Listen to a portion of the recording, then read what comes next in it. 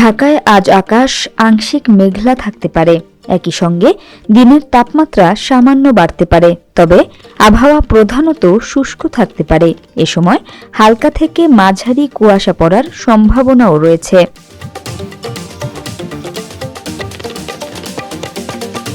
সোমবার সকাল ৭টা থেকে পরবর্তী ৬ ঘণ্টার জন্য ঢাকা ও পার্শ্ববর্তী এলাকায় আবহাওয়ার পূর্বাভাসে এসব তথ্য জানানো হয়েছে।